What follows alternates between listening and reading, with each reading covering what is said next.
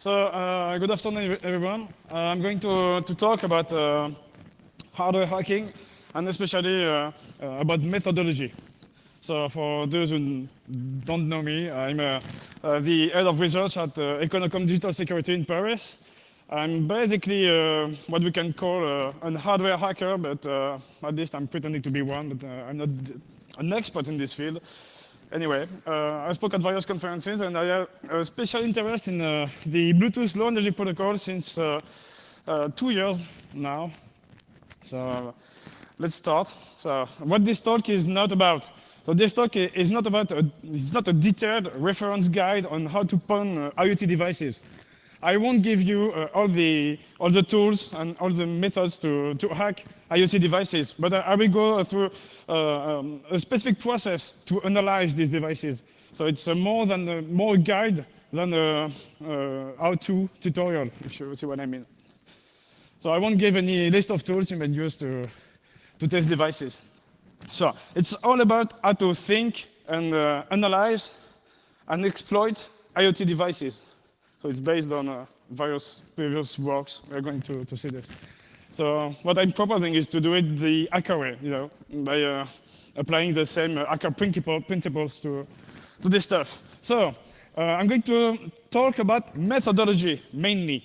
Of course, there are existing methodologies. One, Rapid7 design, and I guess Daryl Hayden talked about it last year at Hack in Paris. So it inspired me to create my own methodology, adapted to what I usually see during my pen test and my research. And of course, there is also the OWASP IoT project, which is a great project from the Open Web Application Security project about IoT, but it's not that mature. They still have a lot of work to do to provide a very complete methodology to audit IoT devices. So I took all of these methodologies. There are obviously more methodologies, but I did not mention them on this slide. So I took all of these methodologies and created my own mix that I have tested since 2 years at Econocom Digital Security. So basically, what is the process? First, we start from the PCB itself. So we are going to see how to analyze a printed circuit board. So what's the basics of the hardware hacker reverse engineering skills. And then we are going to have a look at the components on this board to see how it interacts and how everything works at the electronics level. Then we're going to extract some data from these components, say some kind of firmware, for instance, or even data. And then we are going to analyze this data. If it's some kind of code, we are going to disassemble it and more generally analyze this data. Obviously, we can do a lot more with this PCB stuff. We can analyze all the components and especially how the components interact with other components. So this can be done with specific tools. We are going to have a very quick look at it in this talk. And obviously, how to analyze wireless communications, because IoT devices are designed for most of them to communicate with wireless protocols. So we also cover this in our methodology. And of course, we are going to find vulnerabilities and attack these devices using these vulnerabilities we found. So just to illustrate this methodology, I'm going to analyze this smart lock. So it's a BLE smart lock, Bluetooth Low Energy based smart lock. It was crowdfunded in France, and I don't think there are so many of these smart locks in the wild. So this is why I chose this smart lock. So it's quite interesting to see what we can do with this smart lock. So let's start. First step, the tear down. We are going to open this smart lock and see what is inside the smart lock. So what do you need to open a smart lock? You need some screwdrivers and spudgers. So these are small tools, plastic tools, very useful to open little boxes, if you're, I'm quite sure most of you who made this or tried to open some boxes use your nails and broke your nails with these boxes. So these tools avoid that. It's pretty awesome. And here it is, our brand new smart lock open. As you can see, there is not so much inside, only a PCB and some wires, obviously a motor to drive the opening and closing of the lock, but that's all. So let's have a look at it. Yeah, just a single tip when you try to open boxes, keep calm, you know? Because sometimes you want to be a bit, you may be rude and try to open it very quickly with bad tools. So it can happen sometimes to break the PCB when you are opening. Second step, the global approach or global analysis we can do to discover the PCB. So basically, this is a step I usually do at first time when I get the PCB, my hands on the PCB. So the idea behind this analysis is to exploit some weaknesses electronics engineers usually do. When you are designing a PCB, you have habits, and this is normal. This is the way the engineers design PCBs. So basically, the components are placed based on their role. Because if you place two components too far, one from the other, you have to route all the tracks on the PCB, and it implies a lot of trouble, a lot of issues when doing this. So basically, when you create a PCB, you place components that have some kind of interaction very close one to the other, just to be sure that you have the smallest track to connect them. So that means every component related to a specific function will be in the same area. Also, connectors and components producing heat, so basically some very specific components are going to be placed near the edges because it's easier to put a heat dissipator and also to put some kind of connector to connect to the system. So if we have a look at our smart lock, it's very easy to spot all of these components. So obviously there is a micro USB connector on the right of the screen. At the bottom, two connectors for the battery and the motor itself. At the top, another connector for the second battery. And there is something weird in between some kind of components with only 4 pins available. So we're going to see what this connector, which is not here, obviously, is for. If we have a look then at the components themselves, we may find the Nordic Semiconductor 52832, which is basically a 2.4 gigahertz Bluetooth low energy capable system on chip. So it's a full system able to communicate with the BLE protocol, so it's quite interesting. And also DRV 8848 made by Texas Instruments, which is basically a motor driver. So this is a component in charge of driving the DC motor used to open or close the lock.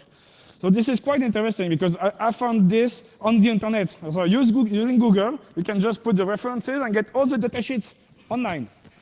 And it's very easy to determine the role of these components.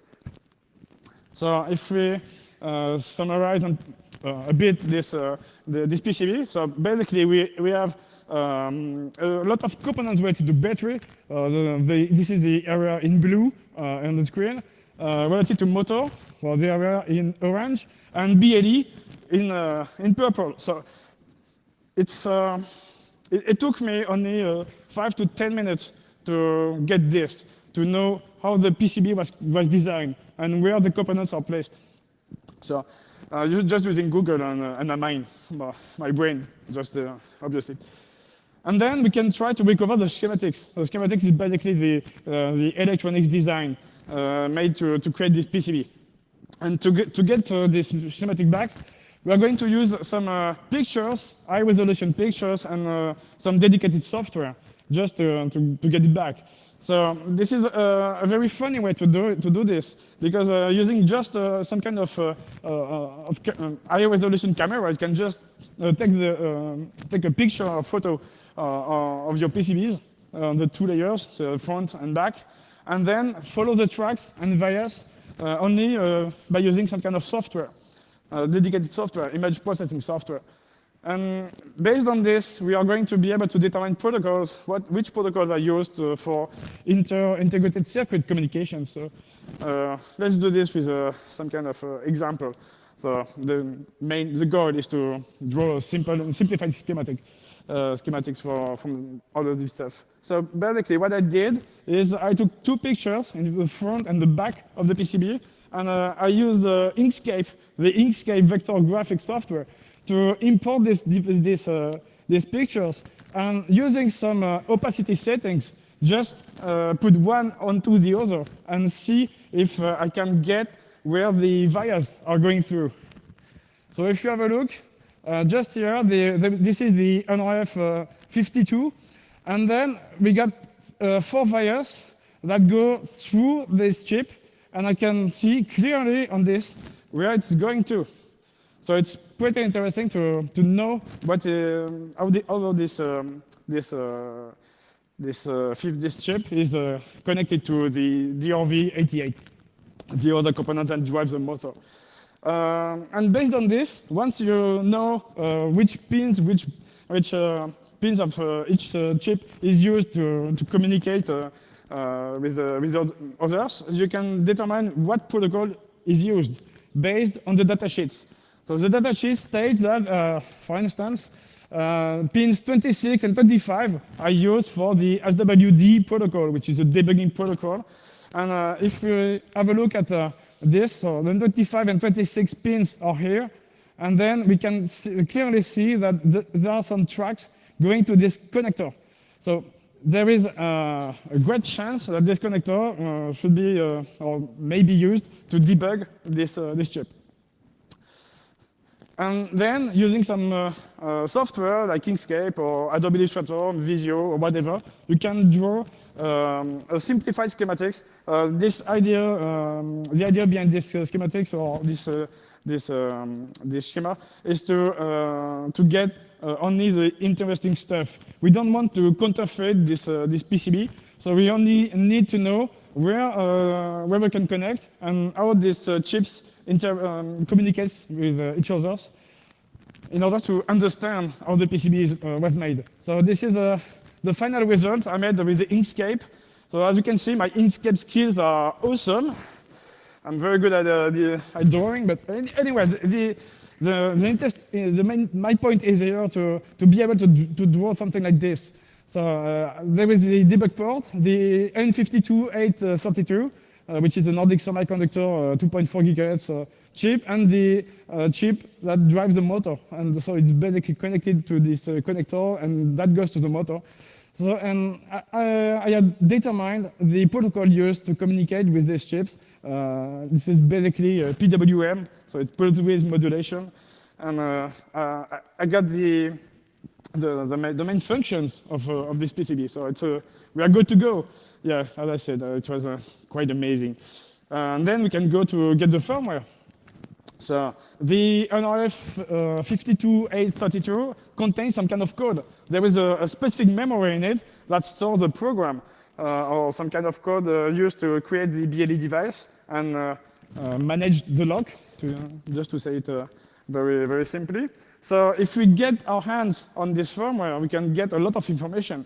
Maybe some keys, maybe we can determine how this smart lock works, maybe some kind of backdoors if we can reverse engineer this firmware. So we are going to use a very simple way to do this by using the debugging interface. So previously, I determined that the 4-pin connector near this NRF 52 chip is a debugging port. So I'm going to use it to extract the firmware. I'm using it combined with OpenOCG, which is a dedicated software, open source software available on Linux and Windows. And by using OpenOCG, I can just debug the target and obviously extract the firmware back and get my hands on the firmware, because there is absolutely no protection enabled on this smart lock. So anyone can just get the firmware back from the chip. So this is quite interesting. But sometimes, debugging is not enabled. You don't have access to this kind of feature. But there is also another feature that may be interesting, which is OTA. OTA stands for over the air. And this is usually used to perform updates of the firmware for a given device.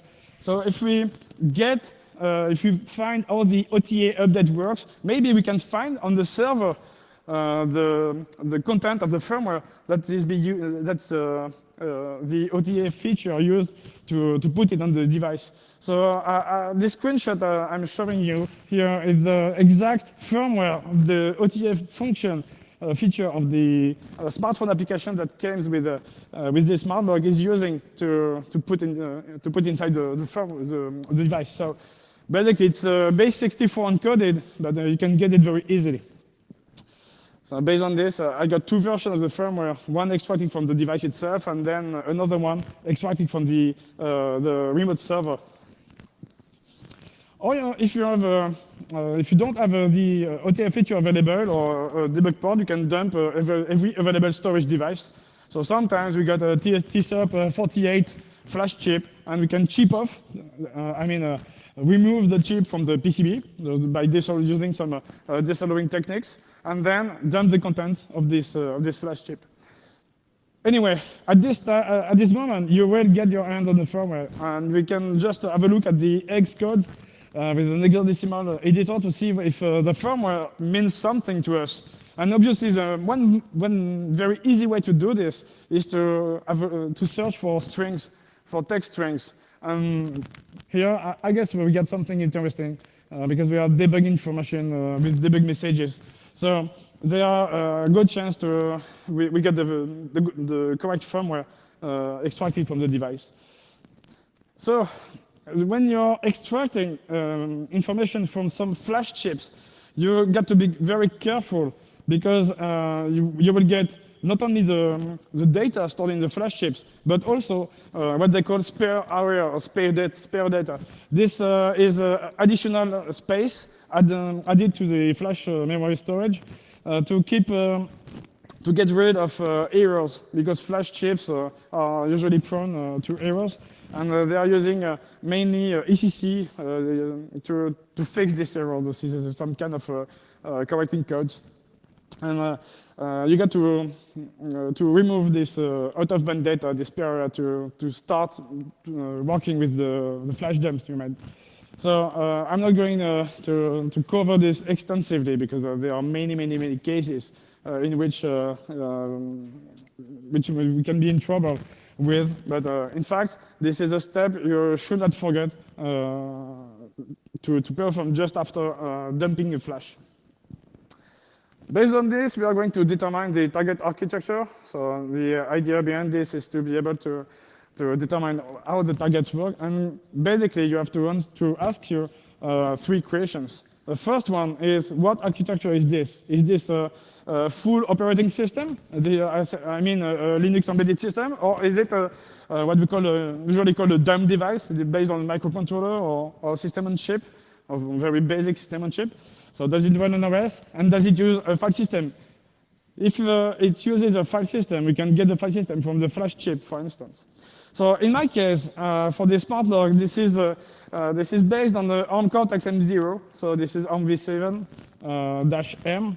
This is the CPU this device relies on. And does it run an OS? Absolutely not. You cannot expect a Linux system on it. You cannot expect some kind of ELF executables.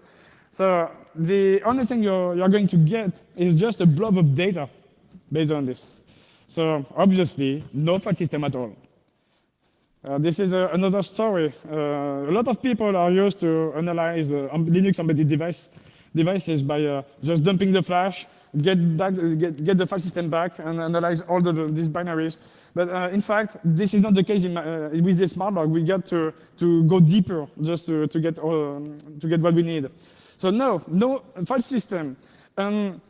More specifically, since it's a Nordic semiconductor chip, it's based on what they call the soft device. What is a soft device? This is some kind of proprietary code that Nordic semiconductor ships to developers that embeds a BLE stack. So this is this code, this soft device code that will handle all the BLE stuff, and the application is just a sort of plugin to this code.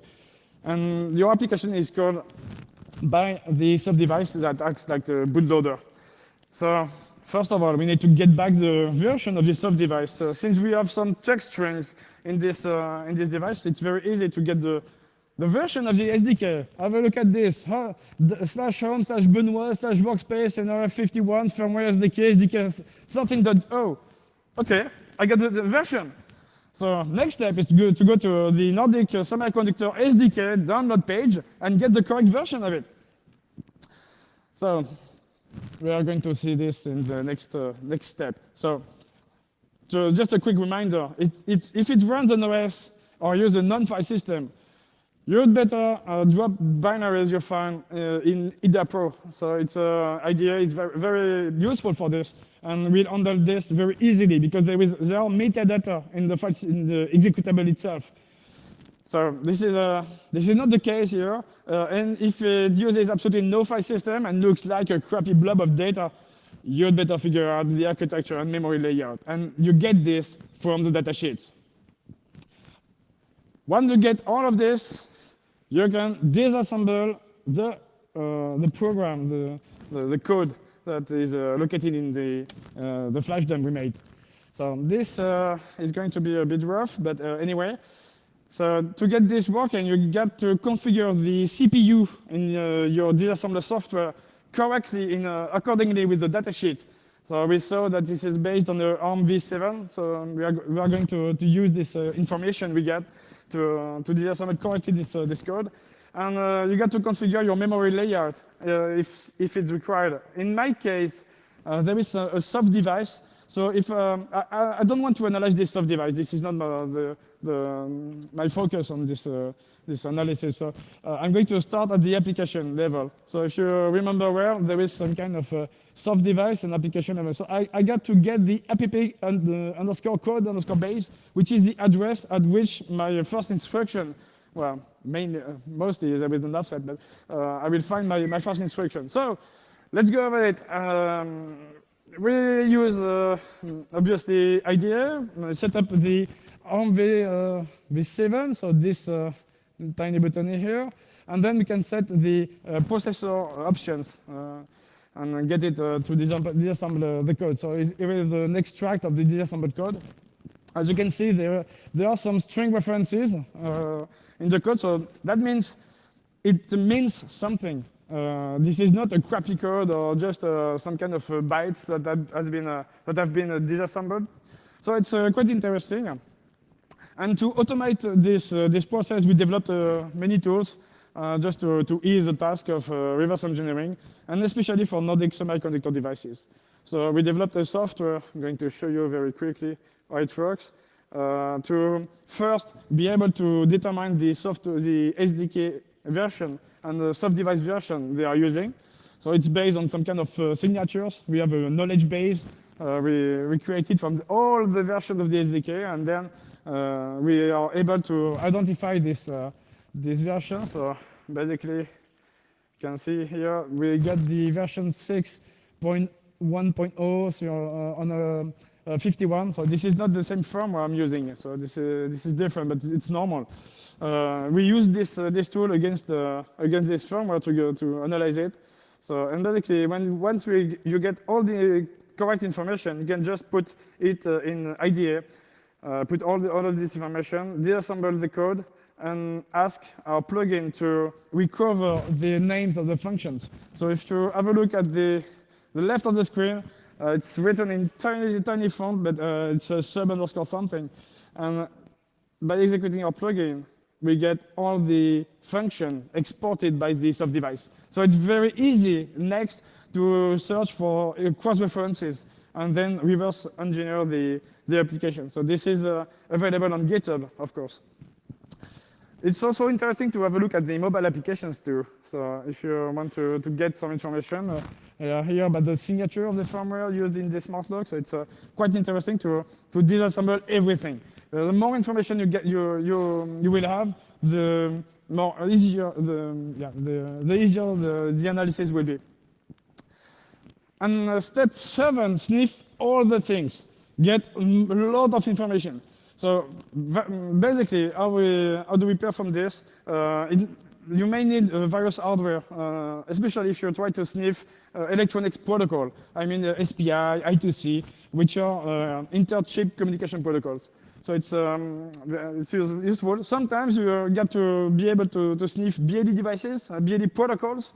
So you also may need some kind of dedicated hardware, such as the Ubertooth BTLE, or maybe some other tools, such as the one we developed with at Digital Security, which is called Betelgeuse. I know some people here went to Slavomir's training, so maybe they have heard about Gattaker, which is another tool. Obviously, mine didn't work during the training. Yeah. Okay. But anyway, this is a way to perform this BLE sniffing and BLE analysis on this device. This is what I did on this device to get all of this, and it allowed me to understand how the device works and how the communication works between the application and the device itself. So basically, what we can see here that the application retrieves N1s from the lock, which is basically used for all the crypto. Then the app encrypts a token based on the N1s and the data itself, which is a token sent to the lock to open it or close it. And then the lock decrypts the token and reacts accordingly. So if we ask the lock to open, it will open if the token is valid. And if we ask the smart lock to close, it will close if the token is still valid. So it's not that complex, but it's quite interesting because if you have a look at the system, the cryptographic system is well designed, well thought, if you see what I mean. It avoids normally replay attacks. By the way, if you have a look at the mobile application, we can see that this application detects the smart lock only based on the service UID. So this is there is absolutely no Bluetooth address or device name that is used here to determine to find the device. Just a service UID. That means if you stop the application and there is another lock of the same brand or same vendor around, your application will connect to this lock.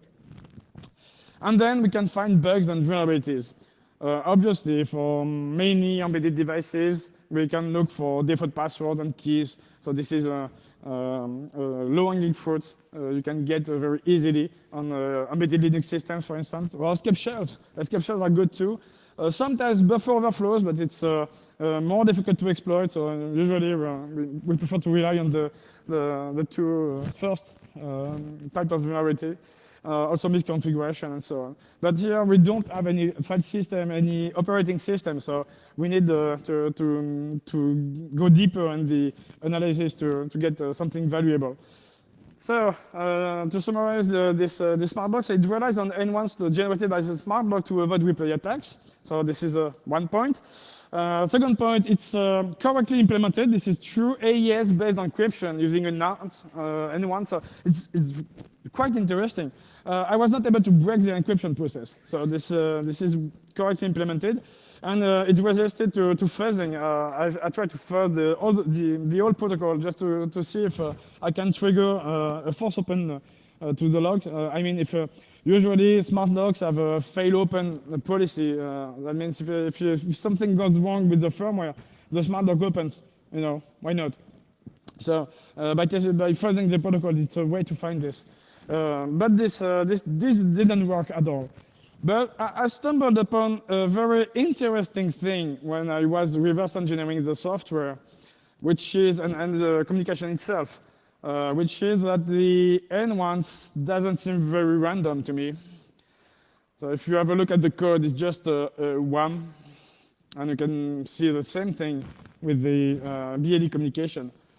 So normally this is a random value generated to avoid replay attacks, but since it's 1 and 1 again, you can just sniff some kind of communication and get an encrypted token and replay it. So this is very interesting.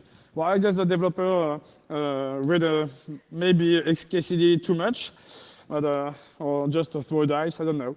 But if we got many security issues with the smart logs. First one is we can spoof the smart log. We can create a fake smart log that looks like the original one, since the application does not authenticate the smart log it connects to. So this is a first step. And next step, random N1s is not random at all. So we can predict this value and use it to perform a replay attack. So an attacker may spoof the smart log very easily and will be able to replay this token. So come on, let's go. Let's exploit these vulnerabilities. So how to exploit these vulnerabilities? Step 9, we use dedicated software and very specific tools to exploit these vulnerabilities. So the first one is the Blino library written for Node.js, which is a very nifty way to perform, to emulate BLE devices. And I developed an exploit based on our Mocker library, which is a library based on Blino that is all the stuff. You don't have to write too much JS to get it working. So again, this is some kind of code you can find on our GitHub. So anyway, first step, we are also going to spoof the smart log, and next step, we are going to replace the token. So everything was written in JavaScript with Node.js. So basically, we are mocking the device. We're creating a fake device. The application we connect to the device, we are going to send the N1s we obviously know, so the value 1, and get the encrypted token back. And then we are going to replay this token to the smart log just to make sure the process of opening the log or closing the log went well for the user in order to stay stealth. And then we are going to replay it again and again and again. So let's have a look at this attack. So I developed a very small exploit. So it's based on the token stored on the file system, which is called token.json. And I'm using a small shell script that launches everything. So I'm creating a mock device, a fake device, for the application to connect to. So obviously the smart log is active right near the phone, but the phone connects to my fake device rather than the original one. Then I get the token, replay it, and the smart log opens. And the fun part in this is that I can replay it again and again and again and make the smart log opens again and again and again, and so on. So once an attacker gets this token or capture this token, he will be able to replay it and make the lock open whenever he wants. So basically, it's what we can call a crypto fail because it's a bad implementation of the N1's random generation. So this is it's quite interesting. The more interesting thing is that the vendor issued an update to the firmware, and I did the same with this update. I did a complete reverse engineering of this software, and I found that he fixed this vulnerability in a very smart way. So he uses this get run value instead of moving just the value 1 in the characteristics. But in fact, it relies on the RNG peripheral that is available in the Nordic Semiconductor chip. So I mean, it relies on the correct pseudo-random number generator, which is an hardware one, not a software one that can be flowed, but obviously just the way it should be done on this system. So this is quite interesting to me to see that vendors issued a correct fix, a valid fix to this stuff. So in conclusion, just to summarize all of this, this methodology needs improvement. There is enough space for improvement. I don't pretend to have created the best methodology we can get, but in fact, since IoT is a very wide field. There are a lot of technologies. I don't think there is only one methodology that can fit your needs when you are trying to analyze these devices. But the one I propose, I hope so, will be a first step in a curated methodology to analyze IoT devices. I know Rapid7 published their methodology, a very summarize of this methodology, not the complete methodology. But in fact, there is space for improvements. And the cool stuff is that the vendor fixed some of the vulnerabilities I discovered. Not all of them. You can still spoof the device if you want, but since the N1's generation is good, you won't be able to perform some kind of replay attacks. So in fact, this is a vulnerability that still exists, but this is not very critical. So some pro tips if you want to analyze IoT stuff. So first one, take your time and document all the things. A lot of people just jump on UART consoles or UART pins just to see, oh, I got the console, it's cool. Yeah, but if you don't analyze correctly the PCB, you may miss something. Maybe you may miss a critical vulnerability, a very easy one to spot. But if you don't be, you may miss something. Second, read datasheets carefully. There are a lot of information in datasheets, and they are all interesting. Well, most of them. So if you take some time to read the datasheet, you will avoid a lot of trouble with the CPU architecture, for instance, or so on. So this is very important to read datasheets carefully and to learn how to read datasheets. You know, electronics engineers, not electronic engineers' mind doesn't work like the hacker mind. This is a bit different. So if you want to learn how to master Inkscape, if you want to make better drawings like me, it helps a lot. It could be also useful. And the basic idea from this methodology is to start from the PCB, from the bottom, and go up to the software and the communications. So again, as usual, know your tools and how to use them. Create your own toolbox of your preferred tools and use it. And obviously, share and learn from others. So you can get many cool tricks to try and test. Like this one. I don't know if you know this guy, Cyber Gibbons. So he was asked a lot of time on Twitter how he was doing these amazing photographies of PCBs. And the answer is just using an Epson V600 scanner. Just an optical scanner to do this. Most of people just take pictures with a smartphone or a camera. But in fact, there is an easy way. It costs only 300 euros to get this, to buy this scanner, and it works very well if you want to do clean photographies, for instance. And again, practice a lot. Desoldering techniques are not very easy to master. You need a lot of time a lot of practice to get it done well. You know, if you try to desolder especially with the octagon, which is used for SMD reworks, it's not easy the first time, but by doing this a lot of time, it's better and so on. Again, use the scope. The scope is some kind of tools usually IT people don't know about. But it's a very useful tool. You can see what the signals look like. You can get a lot of information from this tool. So learn how to use an oscilloscope if you get one. It's a very, very useful tool. But it's not easy to get our hands on. And of course, and more importantly, try to code or develop on embedded devices. Try to learn how the engineers are developing software on embedded devices, because you need to know how they do all of this to be able to analyze it.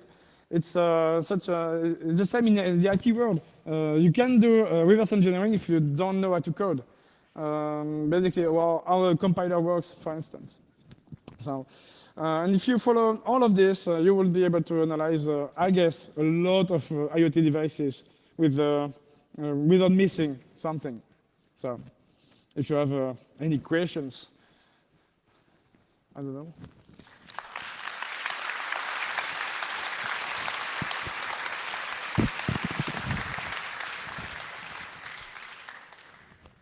Anyone?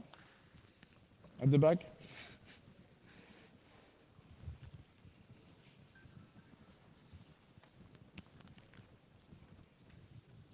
Thank you. Just a quick question about the architectures. Apart from ARM, do you have many architectures you encounter in your reverse engineering projects? Because I guess for IoT, ARM is really predominant. Yeah, a lot of ARM architecture. But not only, we got MIPS, even Intel architecture, x86, for instance, on some devices.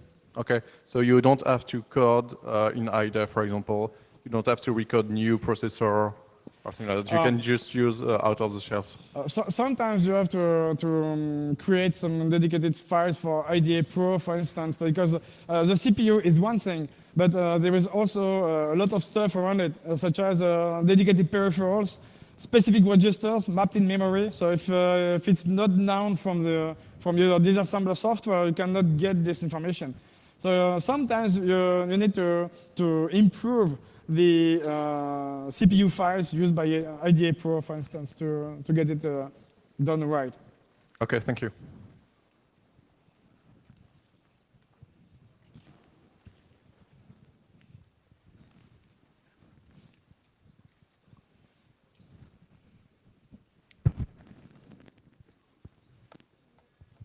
Hi. The question is related to NRF 5222. If the chipset comes with CPR protection, code protection read, so how you can bypass in that case? It's quite easy on the Nordic Semiconductor chip. There is a bypass, non-bypass, to exploit it. Basically, we use the debugging interface. When the code without protection is enabled on this chip, basically you cannot read the flash from the flash. So if you're using OpenOCD, for instance, and use the dump image command, it won't work. But if you can use some kind of return-oriented programming technique by using registers, I don't think I have enough time here to explain it in details, but there is a bypass that can be used to extract the firmware. It takes more time to get it, but it's possible. But it's possible on NRF 52, right? 51 and 52, I guess. Yeah, thanks.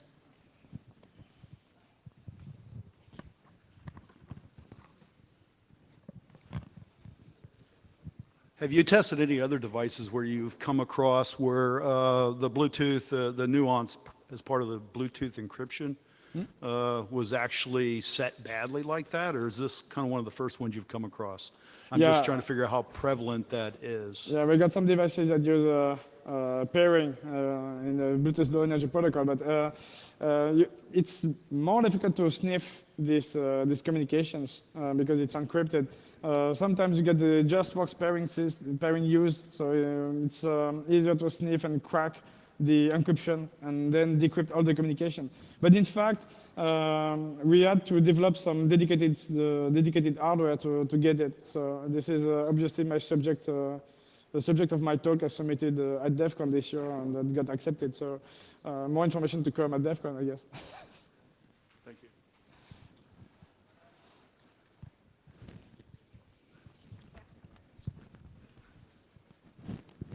Nice talk, thank you. My question was about the methodology and the order of the steps. Step 7, I think, was sniffing the traffic between the object and the application. Yeah. My question was more, why is this happening at step 7 and not earlier?